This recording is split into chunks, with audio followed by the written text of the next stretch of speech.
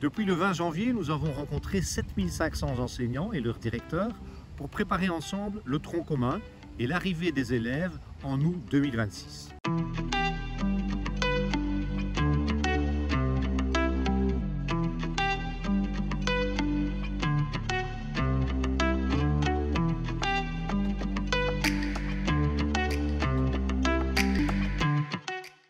Alors, le principe des ateliers tronc commun, c'est de venir soutenir les équipes pour l'arrivée du tronc commun en secondaire, donc en septembre 2026, en leur présentant le référentiel, mais aussi les grandes lignes du programme et les accents nouveaux liés à notre discipline.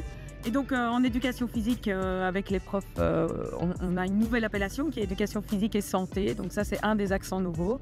Et puis on explore un peu avec les profs comment les mesures du tronc commun, on peut les passer au filtre pour faire une application de terrain en fait en éducation physique et les illustrer par des exemples concrets. Ce que la formatrice a bien dit, c'est qu'on était les grands gagnants de ce tronc commun parce qu'il y avait 1 heure en plus.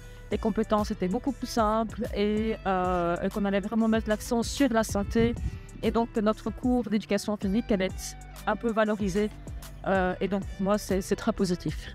Alors l'objet de ces ateliers, concrètement, c'est de faire découvrir la philosophie du tronc commun à travers les disciplines et de faire aussi découvrir les attendus d'apprentissage qui vont être exercés et activés en première. Concrètement, les professeurs donc, sont réunis en sciences humaines. Donc nous sommes tous les deux réunis puisque le programme de sciences humaines a 3 volets, histoire, géographie et le volet économique et social. On leur explique donc le programme, les attendus du programme.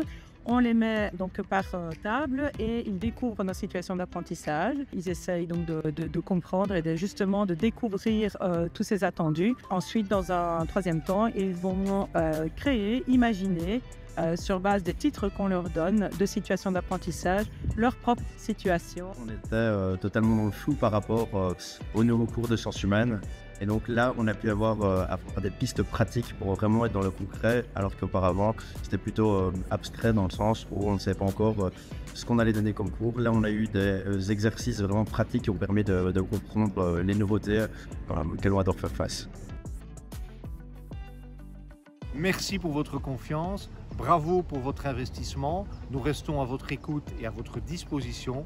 À bientôt.